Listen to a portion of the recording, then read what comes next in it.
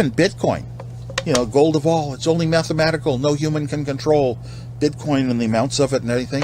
That's it takes a lot of energy to mine it, to keep Bitcoin, to keep these all the cyber currencies and NFTs going. But it costs amount of energy for whatever anything is worth. Right.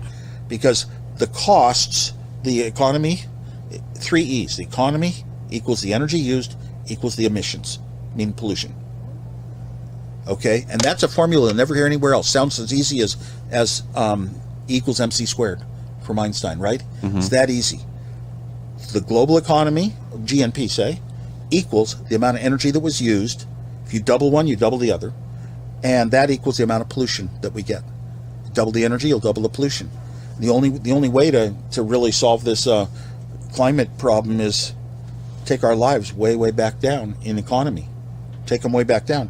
So I don't buy into a lot of, people thinking, do this one little step, buy an electric car or get a solar panel, that it actually makes any difference at all. It can actually go the opposite way, just like the Bitcoin mining. But, everything we got in life, a house, a car, this RV is beautiful.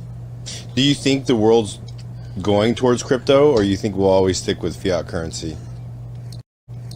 It's hard to erase things that humans have learned and can put into books, methods of doing it. Some countries have even disallowed crypto and blockchain technologies. It can be used a lot. I think it's being used a lot these days to rip people off. I'll start a crypto, I'll hire an engineer that knows how to create it, and I'll get a celebrity to back it up, and we'll put out the Kim coin, Kim Kardashian, or something like that. Mm-hmm. That's probably a bad example, but it's a great example. That's a great example. It is? It's a really good one. Okay, because I don't do social web, so I don't really know the names to use. But we'll call, and I see that happening all the time, and then the founders that started it pull off some millions of dollars right away from investors that say, I want to get in quick and early when it's young, because it's going to grow like Bitcoin. I'll make $1 billion out of pennies. And they jump in, and then it goes to zero. That's the common story. It's not the only story. There's some others that have made it for a while for some good reasons. Yeah, so I'm kind of NFTs fall into that category too. The number of people getting ripped off on crypto and NFTs is just outrageous. Now, Bitcoin is safe because it's the big elephant on the block. It's stable.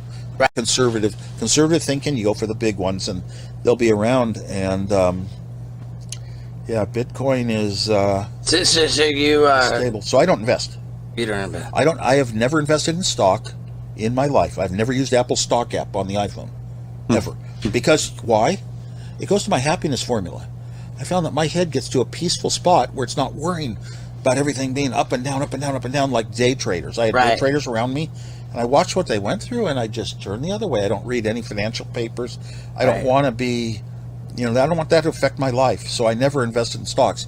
Bitcoin, I bought a bunch of Bitcoin at the start to say, how do you play with this new thing? How do you buy something online? And I conquered that. And how do you buy things in other countries? And how would you even pay for like a donut in another country? Mm-hmm. How can you find an ATM that works on your Bitcoin? And I wanted to experiment and learn it all. And then Bitcoin went way up. Well, I got scared and I sold all my Bitcoin except one Bitcoin. That's not my purpose, is to have enough to play with and experiment with, but not to make money on. And 2 times it's gone way up and made money.